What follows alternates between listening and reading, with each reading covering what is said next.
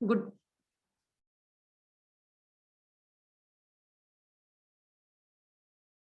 good morning, students. Myself, Mrs. Ruby Nizam, taking political science. So, as we all know that there are two books of political science, book number 1 and book number 2. Book number 1, that is Politics in the Contemporary World, and book number 2, that is Politics in India after Independence. Today we are going to start book number 1, that is Contemporary World Politics, and lesson number 1, the era Cold War era. You may also say Sheet Yuddh ka Daur. In this lesson, we will study about meaning of Cold War, arenas of Cold War, and causes of Cold War. तो सबसे पहले हम इस lesson को समझने के लिए I'll back to you during First World War as well as the Second World War. इस लेसन को समझने के लिए हमें थोड़ा हिस्टोरिकल बैकग्राउंड को समझना होगा. प्रथम विश्व युद्ध, that is known as the First World War and happened in 1914, ended in 1918. Second World War, that is known Dvitiya Vishwa Yuddh, it was taken place in 1939 and ended in 1945. These two world wars were fought between the allies powers as well as Axis powers. हम सभी को पता है, we have already studied this when we were in 10th class, कि दोनों ही विश्व युद्ध दो ग्रुप्स के बीच में लड़े गए थे. एक ग्रुप को हम धुरी राष्ट्र के नाम से जानते हैं और दूसरे ग्रुप को हम मित्र राष्ट्र के नाम से जानते हैं. Please note down this. धुरी राष्ट्र कौन है जिन्हें हम एक्सिस पावर्स कहते हैं? जापान, इटली और जर्मनी. मित्र राष्ट्र कौन थे जिन्हें हम अलायंस पावर्स के नाम से जानते हैं? वो थे आपके फ्रांस, यूके, यूएसएसआर, यूएसए. तो ये दोनों ही ग्रुप के बीच में हमने देखा प्रथम विश्व युद्ध हुआ, द्वितीय विश्व युद्ध हुआ. And when the second world war ended in 1945, USA has dropped nuclear weapons on the cities of Japan. They are Nagasaki and Hiroshima. तो जब हमारा सेकेंड वर्ल्ड वॉर हुआ था तब हमने देखा कि यूएसए ने 1945 में जापान के दो बड़े शहरों के ऊपर न्यूक्लियर परमाणु, जिन्हें हम परमाणु हथियार के नाम से जानते हैं, जापान के ऊपर ड्रॉप किए, जिसकी वजह से जापान के ये दोनों ही शहर तहस नहस हो गए. ये जो सेकेंड वर्ल्ड वॉर का एंड होना था और ये न्यूक्लियर वेपन्स का ड्रॉप करना था यूएसए का, इसी की वजह से हमने देखा कि the whole world was divided into two blocks. अब पूरी दुनिया में मैक्सिमम कंट्रीज तहस नहस हो चुके थे इन terms of military, in terms of economic power, in terms of weapons. जिन्होंने प्रथम विश्व युद्ध में पार्टिसिपेट किया, द्वितीय विश्व युद्ध में पार्टिसिपेट किया, और जिन्होंने नहीं किया वो भी कहीं ना कहीं तक इससे अफेक्टेड रहे, because they were the colonies of Britishers. वो ब्रिटिश गवर्नमेंट के अंडर कंट्रोल थे और उन्होंने भी इन सारे देशों को बहुत नुकसान पहुंचाया था. तो उनकी भी इकोनॉमी तहस नहस हो चुकी थी. तो हमने देखा कि वर्ल्ड में सेकेंड वर्ल्ड वॉर के बाद सिर्फ दो ही महाशक्तियां निकल कर आई, सुपर पावर्स निकल कर आए. एक था अमेरिका और दूसरा था सोवियत संघ, जिसको मैं यूएसएसआर के नाम से जानती हूँ, सोवियत संघ. हम सबको पता है कि अमेरिका ताकतवर देश था, चाहे वो आपकी सैनिक ताकत की बात करें, चाहे आप उसकी आर्थिक स्थिति की बात करें, चाहे आप उसके टेक्नोलॉजिकल डेवलपमेंट की बात करें. इन सभी चीजों में अमेरिका डेवलप्ड कंट्री था, विकसित देश था, ताकतवर देश था. दूसरी तरफ यूएसएसआर, जिसमें एक बड़ा कंट्री था रूस, रशिया, वो भी अपने आप में एक ताकतवर कंट्री था इन terms of military, weapons, economic power, natural resources etcetera. But रूस को यहाँ मैं सोवियत संघ या यूएसएसआर के नाम से क्यों बार बार बोल रही हूँ, इसको हमें थोड़ा समझना होगा। बिकॉज रूस is not a single country, it is a group of countries. Around 15 countries were in along with the along with रूस। तो 15 देशों का एक ग्रुप था जिसमें सबसे ज्यादा डोमिनेंट कंट्री जो था वो रूस था। बाकी देश इनके साथ अलायंस किए हुए थे, गठबंधन किए हुए थे, just for the sake of their own development, अपने विकास के लिए, अपने फायदे के लिए। और ये रूस के साथ जुड़े हुए थे बिकॉज इन सभी देशों की इन सभी देशों की जो आइडियोलॉजी थी, जो विचारधारा थी, वो रूस की ही जैसी थी और ये रूस को सपोर्ट करते थे। इसीलिए इस पूरे ही ग्रुप को हम सिर्फ रूस ना कहकर यूएसएसआर के नाम से जानते हैं। हिंदी में इसको हम सोवियत संघ कहते हैं, इंग्लिश में हम इसको यूएसएसआर के नाम से जानते हैं। इसकी full form if you want you can note down: you for union, S for socialist, next S for sovereign, and R for republics. It means USSR stands for Union of Socialist Sovereign Republics. इन देशों का एक group था। I hope ये आपको दोनों चीजें समझ आ गई कि पूरे वर्ल्ड में दो महाशक्तियां निकल कर आई सेकेंड वर्ल्ड वॉर के बाद। एक तरफ अमेरिका और दूसरी तरफ यूएसएसआर था और दोनों ही इक्वली पावरफुल थी, किसी को हम कम नहीं कह सकते। दोनों महाशक्तियां ऑब्वियसली अपने आप को सुप्रीम पावर बनाना चाहते थे वर्ल्ड में, सिंगल पावर, सिंगल महाशक्ति के रूप में देखना चाहते थे, अपने आप डोमिनेंस करना चाहते थे पूरे वर्ल्ड पर। इन दोनों का यही एक सोच थी। तो जैसा कि हम इस चैप्टर में पढ़ेंगे कोल्ड वॉर एरा, तो सबसे पहले हमें ये समझना है कि ये जो शीत युद्ध है, ये जो कोल्ड वॉर है, ये शुरू क्यों हुआ और कहाँ से हुआ, क्या इसका मेन स्ट्राइकिंग पॉइंट था। So let's come on that point. तो सबसे पहले हम जो इसका चरम बिंदु कहते हैं जिसको, या हम इसका मेन रीजन कह सकते हैं, वो था क्यूबन मिसाइल क्राइसिस, जिसकी वजह से दोनों महाशक्तियों के बीच में कोल्ड वॉर शुरू हुआ था। Cuba missile crisis. Cuba missile crisis क्या था? क्यूबा मिसाइल क्राइसिस एक ऐसा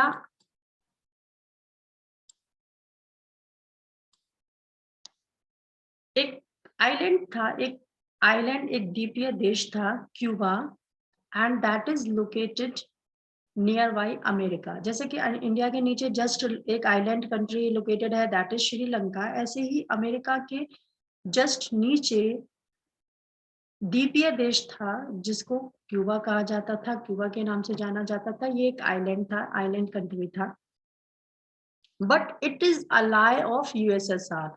लेकिन ये मित्र किसका था, दोस्त किसका था? ये यूएसएसआर का था। अमेरिका के पास नजदीक बसा हुआ जरूर था, बट इसका अलाय किसका था, ये मित्र किसका था? यूएसएसआर का था। So what happened in 1961, the leaders of Soviet Socialist republics were worried that the United States of America would invade communist-ruled Cuba and overthrow Fidel Castro, the president of the small island nation of the coast of the United States. तो USSR के जो president थे उनके मन में एक आशंका, एक शक पैदा हुआ। वो ये हुआ कि क्यूबा जो है वो अमेरिका का नजदीकी देश है, पास में लोकेटेड है, तो कहीं ऐसा ना हो कि अमेरिका वहां की गवर्नमेंट को ओवरथ्रो करे और वहां अपनी आइडियोलॉजी स्थापित करे और वहां के जो प्रेसिडेंट है फिडेल कैस्ट्रो, उन्हें वहां से हटा दे। ये ऐसा मन में आया यूएसएसआर के प्रेसिडेंट के। सो उन्होंने क्या सोचा कि कैसे हम इसको प्रोटेक्ट करें इस चीज अमेरिका से, क्योंकि उन्होंने क्यूबा को एक मिलिट्री बेस बनाने के बारे में सोचा। मिलिट्री बेस कहते हैं सैनिक अड्डा, कि क्यों ना हम क्यूबा के अंदर अपने सारे हथियार तैनात कर देते हैं, तो अगर अमेरिका इस पर कब्जा करने की कोशिश भी करेगा या आक्रमण करने की कोशिश भी करेगा तो हम इसको वहीं से प्रोटेक्ट कर सकते हैं। रिटेलिएट करके बदला लेकर। सो निकिता क्रुश्चेव जो थे वो सोवियत संघ के प्रेसिडेंट थे। इन्होंने ये मिलिट्री बेस बनाने का डिसीजन लिया और इसी को साथ रखते हुए उन्होंने 1962 में तैयारियां शुरू कर दी। वहाँ nuclear missiles, bombs, atom bombs और कई तरीके के उन्होंने यहाँ पे हथियार प्लेस करने शुरू कर दिए। क्यूबा के अंदर सारे हथियारों को वहां उन्होंने इंस्टॉल कर दिया। ये खबर 3 वीक्स के बाद यूएसए के प्रेसिडेंट तक पहुंचती है। उस वक्त यूएसए के जो प्रेसिडेंट थे उनका नाम था जॉन एफ कैनेडी। जब उनको ये बात पता चली कि हमारे करीबी देश, हमारा पड़ोसी देश है जो कि मित्र हमारा नहीं है, वो मित्र यूएसएसआर का है और उसको एक मिलिट्री बेस बनाना चाहते हैं, सैनिक अड्डा बनाना चाहते हैं, it means they want to attack over us. It means कि वो हम पर आक्रमण करना चाहते हैं, नहीं तो इनका कोई पर्पस नहीं है हमारे इधर अपना मिलिट्री बेस बनाने का। सो उन्हें भी एक भय पैदा हुआ। तो व्हाट ही डिड, उन्होंने क्या किया, उन्होंने एक मैसेज किया, बड़ा ही सीरियस अल्टीमेटम टाइप दिया यूएसएसआर के प्रेसिडेंट को कि आइदर आप या तो आप अपना मिलिट्री बेस यहाँ से हटा लीजिए या फिर आप रिटेलिएशन के लिए तैयार हो जाइए। उन्होंने कहा कि आप मिलिट्री अड्डा जो बना रहे हैं इसको आप खत्म कीजिए, अपने सारे हथियार, अपने न्यूक्लियर बॉम्ब्स, इन सारी चीजों को वापस रखिए, वापस अपने देश में ले जाइए, या फिर आप एक युद्ध के लिए तैयार होइए। यूएसएसआर के प्रेसिडेंट उस वक्त कोई नया युद्ध नहीं करना चाहते थे और इसीलिए उन्होंने अपने सारे वॉरशिप्स को मिलिट्री अलायंसेस के साथ में, बहुत सारे वेपन्स के साथ में, लोडेड विद वेपन्स, सारे वॉरशिप्स को बैक कर लिया, अपने देश में वापस बुला लिया। इस तरीके से क्यूबा का जो मिसाइल क्राइसिस था वो टल गया और दोनों देशों के बीच में कोई भी कॉन्फ्लिक्ट नहीं हुआ, कोई युद्ध या कोई भी छोटा मोटा झगड़ा नहीं हुआ, बिकॉज दोनों ही देश एक दूसरे के साथ समझौते के बतौर मान जाते हैं। तो this is known as the Cuba missile crisis. I hope it will be clear to you. Next we come on what is the cold war. अब हम इसके मीनिंग पर आते हैं कि कोल्ड वॉर क्या होता है। As I already told you, and its meaning also shows that Cold War means the war without bloodshed. ऐसा युद्ध जहाँ कोई खून खराबा नहीं हुआ, जहाँ कोई वेपन्स या हथियारों का इस्तेमाल नहीं किया गया। It is just their war of their ideology, conflict, as well as tension. ये एक युद्ध जो था वो दोनों महाशक्तियों के बीच तनाव की स्थिति थी, एक प्रतिद्वंद्विता थी दोनों के बीच में। इस तरीके का ये एक युद्ध था। तो we have already discuss in detail कि 1945 में क्या हुआ था। 1945 में हमने देखा कि एक तरफ अलाइड फोर्सेस थे, जैसे मैंने बताया यूएसएसआर, ब्रिटेन, फ्रांस, ये सारे अलाइड फोर्सेस थे एक तरफ जो प्रथम और द्वितीय विश्व युद्ध लड़ रहे थे, और दूसरी तरफ हमारे एक्सिस पावर्स थे जिनके साथ ये लड़ाई चल रही थी। वो एक्सेस पावर्स कौन थे? ध्रुवी राष्ट्र जिसको मैंने बोला था, जर्मनी, इटली एंड जापान। ये 2 ग्रुप्स थे जिनके बीच में दोनों युद्ध हुए थे। तो आई ऑलरेडी टोल्ड यू कि 1945 में ये war, second world war and हो गया था, बट 1945 में अमेरिका ने क्या किया, अमेरिका ने जापान के बहुत बड़े शहरों के ऊपर बॉम्ब्स ड्रॉप किए थे। ठीक है, ये when the United states dropped bombs on the Japanese cities of Hiroshima and Nagasaki. ये जापान की बहुत बड़ी हार हुई थी उस वक्त, बिकॉज जापान पूरी तरह से in terms of lives, in terms of power, in terms of natural resources, सभी में पूरी तरह तहस नहस हो गया। Even Japan has to surrender, और जापान को सरेंडर करना पड़ा था। जो क्रिटिक्स है, आलोचक जिनको हम बोलते हैं, वो इस युद्ध को पॉजिटिव भी लेते हैं और कुछ इसको जो सपोर्ट करते हैं वो इसको नेगेटिव लेते हैं। जो क्रिटिक्स इसको आलोचना करते हैं कि उसको ऐसा नहीं करना चाहिए था, तो उनका कहने का मतलब ये है कि USA knew that Japan was about to surrender and that it was unnecessary to drop the bombs. उनका कहने का पर्पस ये था कि वर्ल्ड वॉर तो ऑलरेडी खत्म हो ही चुका था। यूएसए का ये डिसीजन कि जापान के बड़े शहरों पर बॉम्ब्स को ड्रॉप करना, उनको बर्बाद कर देना, ये जापान का ये जो सॉरी ये यूएसए का जो डिसीजन था वो गलत था, बिकॉज जापान तो खुद ही ऑलरेडी सरेंडर कर ही चुका था, वो अपनी हार मान चुका था। उनका ये भी मानना है कि यूएसए ने जो न्यूक्लियर वेपन्स को वहां ड्रॉप किया, बॉम्ब्स को ड्रॉप किया, इसके पीछे ये इंटेंशन था यूएसए का। वो इंटेंशन क्या था कि वो अपनी मिलिट्री ताकत को शो करना चाहता था वर्ल्ड में। आई मीन मिलिट्री ताकत को पूरे वर्ल्ड में ये दिखाना चाहता था कि आई एम सो पावरफुल कि मैं किसी भी देश को बर्बाद कर सकता हूँ। ये सारा एशियन यूरोपियन कॉन्टिनेंट को शो करना चाहता था। और कुछ लोग कहते हैं कि वो यूएसएसआर को भी एक तरीके से ये बताना चाहता था कि I am more powerful than you, और मेरे साथ कोई भी पंगा लेने की कोशिश नहीं करना। तो इस तरह से ये क्रिटिक्स बोलते हैं। कुछ लोग जो इसको फेवर भी करते हैं, कुछ लोग कहते हैं कि नहीं, अमेरिका ने जो किया वो ठीक किया। तो जो इसको सपोर्ट करते हैं वो लोग कहते हैं कि the defeat of Germany and Japan, the devastation of Europe and many other parts of the world, the United states and the Soviet union became the greatest power in the world. उन लोगों का मानना है कि इस तरीके से जो है, एक तरीके से जो युद्ध पूरी तरह खत्म हो गया, बिकॉज जापान इस कंडीशन में नहीं था कि फर्दर कोई भी अटैक कहीं भी करता या थर्ड वर्ल्ड वॉर की शुरुआत होती।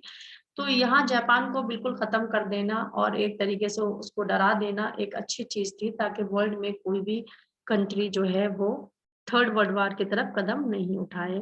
तो कुछ लोग इसको पॉजिटिव भी लेते हैं। दूसरा, नेक्स्ट पैराग्राफ पे हम आते हैं कि in the event of a nuclear weapon, both sides will be so badly harmed that it will be impossible to declare one side or the other as the winner. तो obviously कि अब हम देख रहे हैं कि दोनों महाशक्तियां थी, दोनों महाशक्तियां इक्वली पावरफुल हैं, दोनों एक दूसरे के साथ किसी भी तरीके से कम नहीं है, चाहे वो आप मिलिट्री ताकत की बात करें या उनकी आर्थिक स्थिति की बात करें या उनके नेचुरल संसाधनों की बात करें, बिल्कुल इक्वली पावरफुल हैं। और दोनों, लेकिन दोनों ही सुपर पावर्स यूएसए और यूएसएसआर, जो यूएसए जो था वो वेस्टर्न साइड में था और यूएसएसआर जो था वो ईस्टर्न साइड में था, पूर्वी गठबंधन, और उसका ग्रुप को हम पश्चिमी गठबंधन के नाम से जानते थे। बट ये दोनों ही महाशक्तियां न्यूक्लियर वॉर लड़ने के मूड में कभी भी नहीं थी, बिकॉज उन्हें पता था कि अगर हम में से कोई भी किसी सामने वाले पर अटैक करने की सोचेगा, तो ये अटैक सामने वाला भी रिटेलिएट करेगा, बदला लेगा हमसे, और इस तरीके से हमारी सारी जो ताकत है वो सब खत्म हो जाएगी। हमारे न्यूक्लियर वेपन्स भी खत्म हो जाएंगे, हमारी सेना भी बर्बाद हो जाएगी, हमारे देश की आर्थिक स्थिति भी खराब हो सकती है। तो यही वजह से, और ये डर क्यों था उनको, क्योंकि उन्हें ये बात भी पता थी कि जितना ही ताकतवर हम हैं, सामने वाला भी इक्वली ताकतवर है। जैसे कि सपोज अगर हमारी आपस में किसी से लड़ाई हो जाती है, तो अगर कोई कमजोर पार्टी होती है तो हम ज्यादा अपना एंगर को शो करते हैं, गुस्से को दिखाते हैं, या उसको मतलब दबाने की कोशिश करते हैं या उसको पीटने की कोशिश करते हैं, बिकॉज हमें पता है सामने वाला इतना वीक है, इकोनॉमिकली भी, सोशली भी, इसका कोई सपोर्ट करने वाला भी नहीं है, पैसा भी खर्च नहीं कर सकता। तो हम ज्यादा से ज्यादा अपनी ताकत को दिखाने की, मसल पावर को या किसी भी तरीके की दिखाने की कोशिश करते हैं। और जब हमें लगता है कि सामने वाला तो हमसे भी 1% ज्यादा ही है या हमारे ही बराबर है, तो इट मीन्स अगर हम कुछ करेंगे इसके साथ तो ये भी इक्वली करेगा, ये भी पुलिस थाना करेगा, ये भी पैसा खर्च कर सकता है, ये भी हमें जेल भिजवा सकता है, बिकॉज इसके अच्छे सोर्सेज भी हैं। तो हम ऐसे लोगों के साथ बहुत सारी चीजों को टॉलरेट करके भी या गुस्से को पीकर भी बैठ सकते हैं, क्योंकि हमें इस बात का भी डर है कि इसका भी रिटेलिएशन अच्छा ही होगा और जो हमें नुकसान पहुंचा सकता है।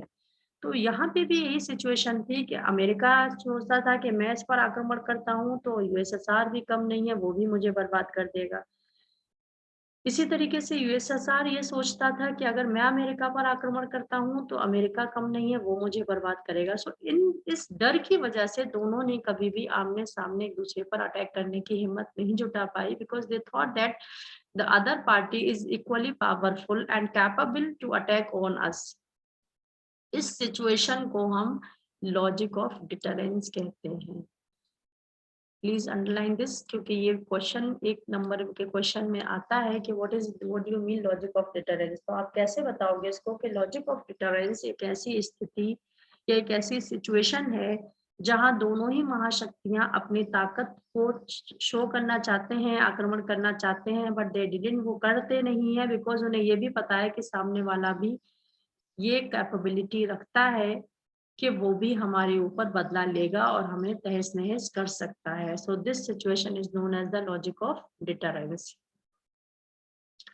तो इसी वजह से हमने देखा कि दोनों के बीच में कोल्ड वॉर चलता रहा और कभी भी आमने सामने दोनों नहीं भिड़े और दोनों के बीच में टेंशन बढ़ती रही, राइवलरी बढ़ती रही, बट वो जो कोल्ड वॉर था वो कभी भी हॉट वॉर में चेंज या शूटिंग वॉर में चेंज नहीं हुआ। This was the main reason कि दोनों ही इक्वली पावरफुल थे। इसके अलावा नेक्स्ट हम पैरा पे आएंगे,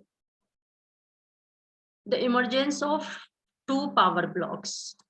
as I already told you के वर्ल्ड में 2 ब्लॉक्स बन गए, एक तरफ हमारा ईस्टर्न साइड और दूसरी तरफ हमारा वेस्टर्न साइड बना था। ईस्टर्न साइड को जो लीड कर रहा था वो यूएसएसआर था, सोवियत संघ था, और वेस्टर्न साइड को जो लीड कर रहा था वो यूएसए था, अमेरिका था।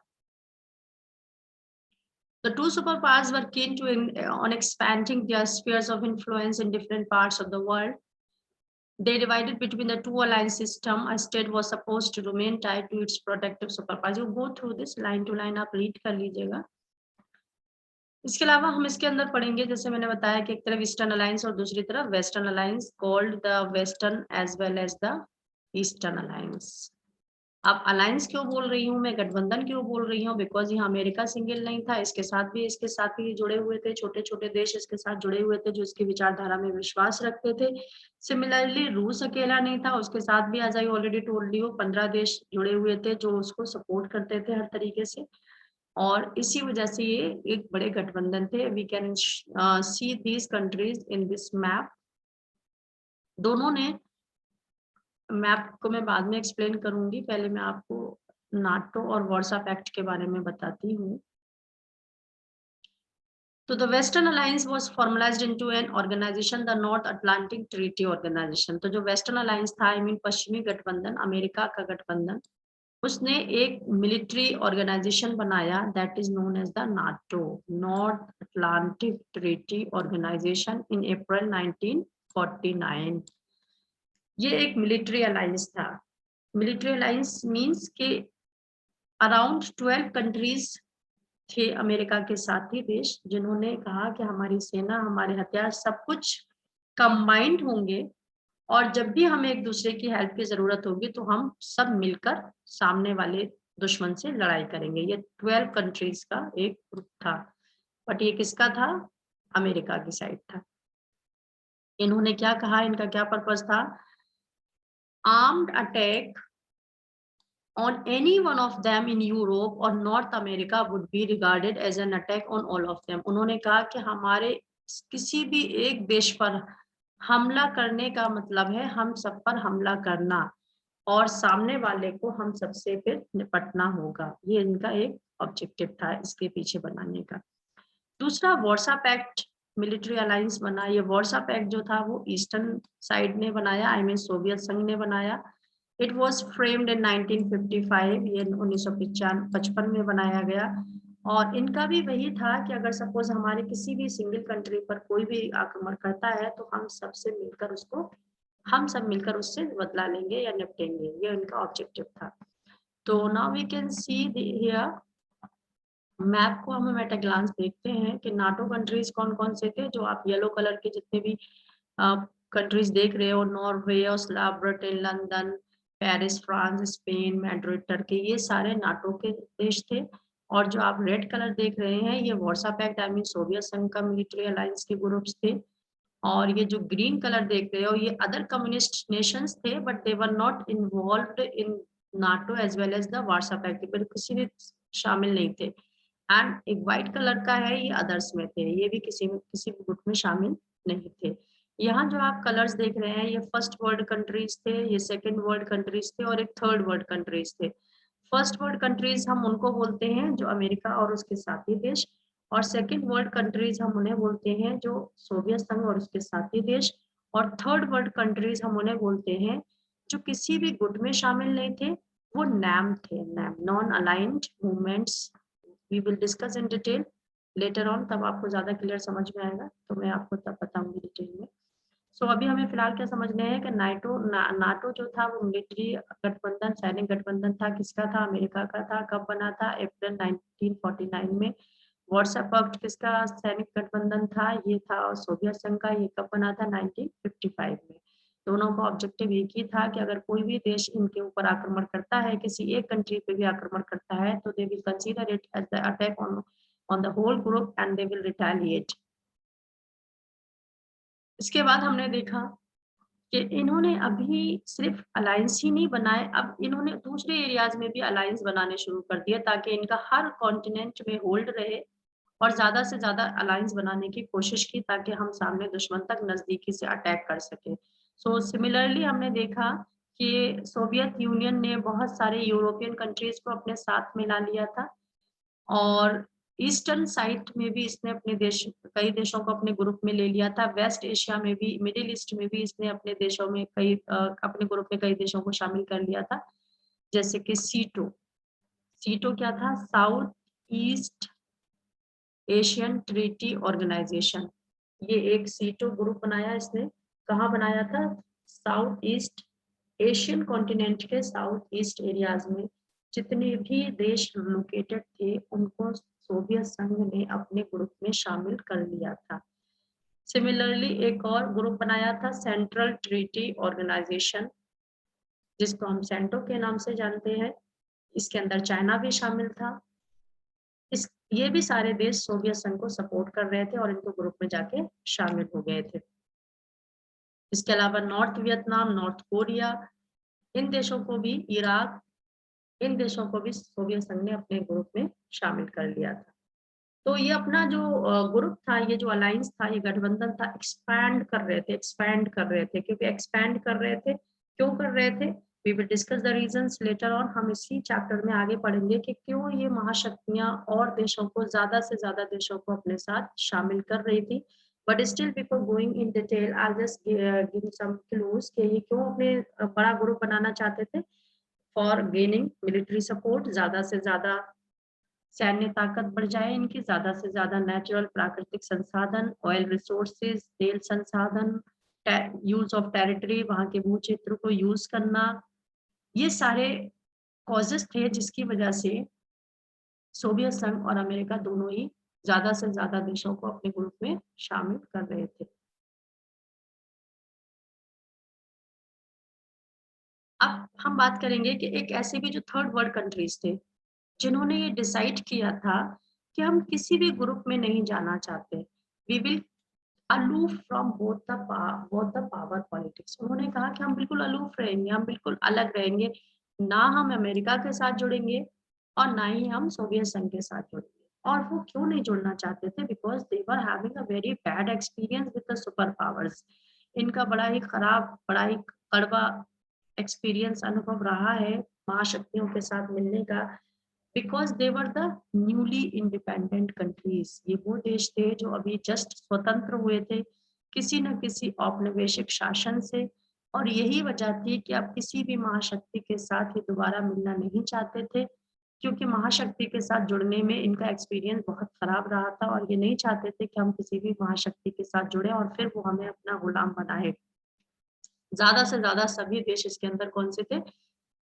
न्यूली इंडिपेंडेंट कंट्रीज, नव स्वतंत्र देश जो अभी आजाद हुए थे किसी न किसी की औपनिवेशिक ताकत से। औपनिवेशिक आप लोग समझ गए होंगे कि जहाँ कोई भी विदेशी कंट्री शासन कर रहा था, जैसे हमारे इंडिया में ब्रिटिशर्स शासन कर रहे थे, वो औपनिवेशिक नाम से जाने जाते हैं। तो इन्होंने अपना एक नया ग्रुप बनाने की सोची। वो नया ग्रुप क्या नाम था उस नए ग्रुप का? उसका नाम था नॉन अलाइंड मूवमेंट। अलाइंड का मतलब है किसी के साथ अलाइन नहीं होना, किसी के साथ शामिल नहीं होना। तो उन्होंने कहा कि हम खुद का ग्रुप बनाएंगे और हम अपने ही लेवल के गरीब अंडर डेवलप्ड कंट्रीज थे, हम अपने ही लेवल के देश एक साथ मिलके रहेंगे और हम किसी महाशक्ति के साथ नहीं जुड़ेंगे। सो ऊपर मैं आपको बता रही थी कि जो महाशक्तियाँ हैं, ये क्यों ज़्यादा से ज़्यादा देशों को अपने साथ मिलाना चाहती हैं या अपने ग्रुप में रखना चाहते हैं, बिकॉज़ ऑफ दीज़ 4 रीज़न्स। इनको आप पॉइंट वाइज़ नोट डाउन कर सकते हैं। वाइटल रिसोर्सेज़ के लिए, particularly oil and minerals. Second, territory, वहाँ के टेरिटरी यूज़ करने के लिए, ताकि वो वहाँ से अपने वेपन्स और ट्रूप्स को ले जा सकें, वहाँ से लॉन्च कर सकें, ड्रॉप कर सकें बॉम्ब्स को। तीसरा, वहाँ की लोकेशन यूज़ करने के लिए, ताकि वहाँ से वो स्पाई कर सकें। स्पाई मीन्स जासूसी। कोई भी कंट्री हमारा मित्र बन गया और हम वहाँ पे अपने जासूस भेज सकते हैं, और पड़ोसी देश जो हमारा मित्र नहीं है, वहाँ उसकी हम जासूसी कर सकते हैं। और फोर्थ जो था, इकोनॉमिक सपोर्ट। अगर हमें कोई भी ज़रूरत पड़ती है पैसे की, सेना की या संसाधनों की, वो सब हम इन सारे देशों से ले सकते हैं। तो यही सारे रीज़न्स थे जिसकी वजह से ये महाशक्तियाँ ज़्यादा से ज़्यादा अपना ग्रुप एक्सपेंड कर रहे थे, बढ़ा रहे थे, मैक्सिमम वर्ल्ड के कंट्रीज को अपने ग्रुप में शामिल कर रहे थे। I hope this will be clear to you. Next we come on the arenas of the cold war. Arenas of the cold war, arenas का मतलब है कि दायरे क्या थे इस युद्ध का, हमको कब, क्यों और कैसे लगा कि दोनों महाशक्तियों के बीच में टेंशन चल रही है, राइवलरी चल रही है, या कुछ आई मीन दोनों एक दूसरे के मित्र नहीं है। ये सब हमें जब लगा, जब हमने देखा कि इन दोनों महाशक्तियों ने कहीं ना कहीं दूसरे देशों के लड़ाइयों के बीच में अपनी टांग अड़ाई थी। आई मीन वहां पे इन्होंने इंटरफियर किया था, जैसे कि कोरिया का वॉर हुआ था, North Korea, South Korea, Berlin का वॉर हुआ, East Berlin, West Berlin, Congo का वॉर हुआ। इन सभी जगह हमने देखा कि एक पर्टिकुलर हिस्से को यूएसएसआर सपोर्ट कर रहा है, हर तरीके की मदद दे रहा है उसको, सैन्य मदद, आर्थिक मदद, और एक तरफ उसको अमेरिका सपोर्ट कर रहा है। तो यहाँ से हमें पता चला कि दोनों ही आपस में एक दूसरे के दुश्मन है, दोनों ही आपस में एक दूसरे के राइवल्स हैं। जब हमने इन सारे युद्धों में इनको पार्टिसिपेट करते देखा। सिमिलरली वियतनाम, अफगानिस्तान, ये कोरिया का युद्ध, इन सभी युद्धों में भी सोवियत संघ और अमेरिका ने एक पर्टिकुलर रीजन के लोगों को सपोर्ट किया और वहां पे अपनी दुश्मनी सामने वाले लोगों से खुलकर निकाली। आई मीन आमने सामने नहीं लड़े, लेकिन पीठ पीछे से उनको सपोर्ट करके लड़वाया। तो यहाँ से भी हमें पता चलता है कि दोनों महाशक्तियों के बीच में टेंशन चल रही थी। सो ये इनके दायरे थे। अब हम पढ़ेंगे कि ये नाम जो बना था, इनमें कौन लोग थे जिन्होंने सबसे ज़्यादा इनिशिएटिव्स लिए, कदम उठाए कि हमें नाम कंट्रीज़ बनाना है, हमको अलग रहना है, ठीक है? तो इनके जो फाउंडिंग मेंबर्स थे, वो थे Jawaharlal Nehru, founding members of नाम कंट्रीज़ के, जिन्होंने बहुत बड़ा रोल प्ले किया कि हम कहीं भी महाशक्तियों के साथ नहीं जुड़ेंगे। लेकिन ना जुड़ने का मतलब ये नहीं था कि ये दे वर अलूफ फ्रॉम वो द सुपर पावर्स, ये बिल्कुल अलग रहे उनसे, ऐसा नहीं था।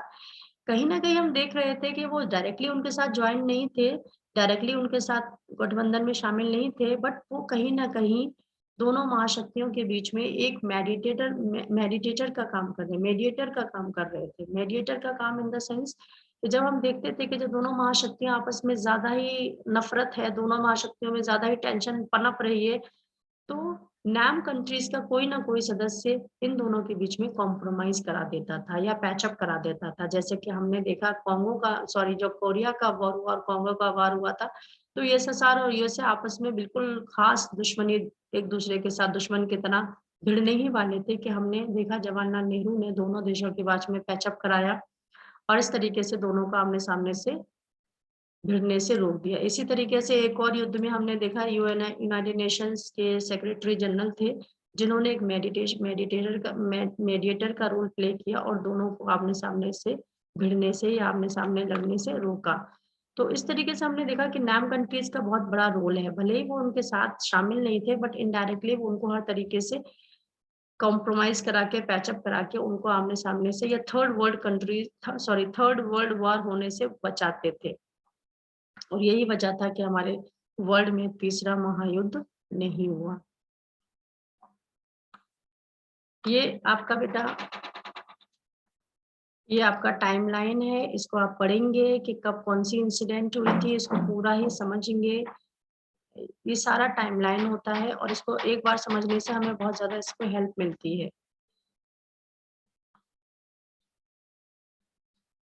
इसके अलावा हम नेक्स्ट पार्ट पर आते हैं। नेक्स्ट पार्ट क्या था? चैलेंजेस टू नैम कंट्रीज के हम कुछ और चीजें पढ़ते हैं, जैसे suppose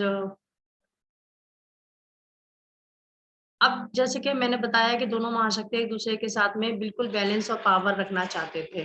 balance of power means किसी भी तरीके से एक दूसरे से कम नहीं होना चाहते थे। तो दोनों ने क्या किया, दोनों ने आर्म्स बनाने शुरू कर दिए। आर्म्स मींस हथियारों की होड़ लग गई दोनों के बीच में। अगर अमेरिका आज एक हथियार बनाता है तो उसके रिटेलिएशन में बदले में यूएसएसआर 2 हथियार बनाता था।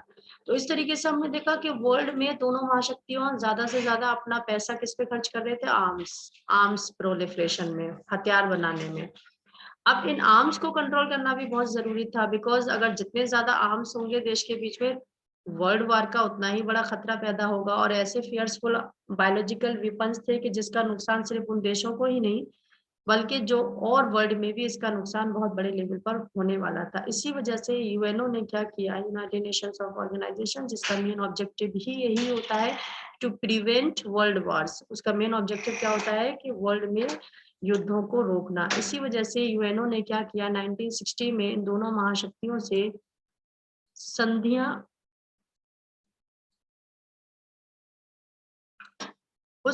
साइन कराई। जैसे 3 एग्रीमेंट साइन कराए, संधियां जिनको बोलते हैं। एक था लिमिटेड टेस्ट बैन ट्रीटी, और नेक्स्ट था nuclear non proliferation treaty, and third थी एंटी बैलिस्टिक मिसाइल ट्रीटी। ये तीनों ही संधियां 1960 में दोनों महाशक्तियों से साइन कराई गई, जिसके अंदर ये था कि अब महाशक्तियां आगे से आर्म्स नहीं बनाएंगी, ना ही उनको टेस्ट फायर करके देखेंगी, और इस तरीके से उनके आर्म्स पे लिमिट लग जाएगी, हमें लिमिट कंट्रोल हो जाएगा, और ताकि थर्ड वर्ल्ड वार अगर हुआ भी तो इतना फियर्सफुल नहीं होगा। तो ये तीनों संधियां आप लोग नोट डाउन कर लीजिएगा, because these are very important कि 1960 में कौन सी 3 संधियां साइन की गई थी जिसकी वजह से आर्म्स पे कंट्रोल करना जरूरी था। ये आप अंडरलाइन कर लेना। इसके अलावा जो नैम के बारे में मैं बता रही थी कि नैम के जो फाउंडिंग फादर्स कौन थे, फाउंडिंग मेंबर्स कौन थे, वो शुरू में 3 लीडर्स थे जिन्होंने नैम के लिए इनिशिएटिव लिया था। Yugoslavia Joseph Broz Tito, India जो यूगोस्लाविया के प्रेसिडेंट थे जोसेफ ब्रोज टीटो, इंडिया के प्राइम मिनिस्टर जवाहरलाल नेहरू थे, इजिप्ट के लीडर थे जमाल अब्दुल नासर। ये तीनों ही मेंबर्स ने सबसे पहले 1956 में एक मीटिंग की। इसके अलावा इनको बाद में इंडोनेशिया के प्रेसिडेंट सुकर्नो ने भी ज्वाइन किया, घाना के प्रेसिडेंट क्वामे निकोर्नावा ने भी ज्वाइन किया, और इन 5 मेंबर्स ने एक मीटिंग की कि हम नॉन अलाइंड मूवमेंट रखेंगे। हम गरीब देश हैं, हम अंडर डेवलप्ड कंट्रीज हैं, तो हम किसी भी महाशक्ति के साथ जाके नहीं जुड़ेंगे। सो इनकी पहली जो मीटिंग हुई थी वो 1961 में बेलग्रेड में हुई थी, और जहां इन्होंने ये डिसीजन लिया कि हम नैम को आगे तक ले जाएंगे और नैम को ज्यादा से ज्यादा देशों के साथ ज्वाइन करेंगे जो हमारे जैसे देश होंगे, अंडर डेवलप्ड कंट्रीज होंगे, और हम महाशक्तियों से दूर रहेंगे। तो इस तरीके से हमने देखा कि कैसे नैम कंट्रीज की फाउंडेशन पड़ी और कैसे कौन कौन इसके मेंबर्स थे। इसके अलावा ये जो नैम कंट्रीज थे, इनका जो मेन ऑब्जेक्टिव क्या था, क्या ये लोग करना चाहते थे, कौन कौन से इन्होंने अपने आपस में चीजें डिसाइड की। तो इनका पहला था कोऑपरेशन अमंग दीज 5 कंट्रीज, कि हम आपस में एक दूसरे को हर तरीके से कोऑपरेट करेंगे। Growing cold war tensions and it's widening arenas, और हम जो कोल्ड वॉर के जो टेंशंस हैं, राइवलरीज हैं दोनों महाशक्तियों के बीच में, इनको कम करने के लिए एक अहम रोल प्ले करेंगे।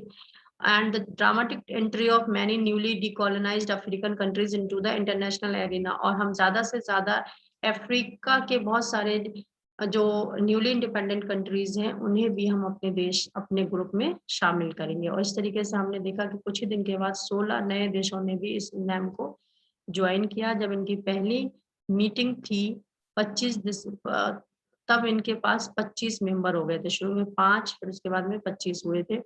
और जब 18th समिट हुई, जो मीटिंग हुई, सम्मेलन हुआ 2019 में, तब इनके पास अराउंड 120 मेंबर्स हो गए थे। और अभी अगर हम करंट देखेंगे तो इनके पास स्ट्रेंथ और भी ज्यादा बढ़ी है। तो इस तरीके से हमने देखा कि नैम का एग्जिस्टेंस हुआ, नैम कैसे अस्तित्व में आया, और नैम कंट्रीज क्यों बने थे, क्यों ये दोनों देशों से दूर रहना चाहते थे। अब इन्होंने दोनों महाशक्तियों से तो दूर रहे, हालांकि हमने देखा वर्ल्ड में मैक्सिमम कंट्रीज ने तो दोनों महाशक्तियों को ज्वाइन किया था, और उनके ज्वाइन करने के पीछे रीजन क्या था? उनके ज्वाइन करने के पीछे रीजन था कि कभी भी हमें इकोनॉमिक हेल्प की जरूरत पड़ेगी तो हम महाशक्ति से ले सकते हैं, सैन्य ताकत की जरूरत पड़ेगी तो हम महाशक्ति से ले सकते हैं। सो अब नैम ने तो नहीं ज्वाइन किया था, नैम कंट्रीज ने, तो फिर वो कैसे अपने गरीबी या कभी भी इमरजेंसी के पीरियड को कैसे डील करेंगे? सो उन्होंने क्या किया, उन्होंने खुद अपना एक आर्थिक सिस्टम बनाया, जिसको हम न्यू इंटरनेशनल इकोनॉमिक ऑर्डर के नाम से जानते हैं, NIEO के नाम से जानते हैं। और इसमें ज्यादा से ज्यादा देश कौन थे?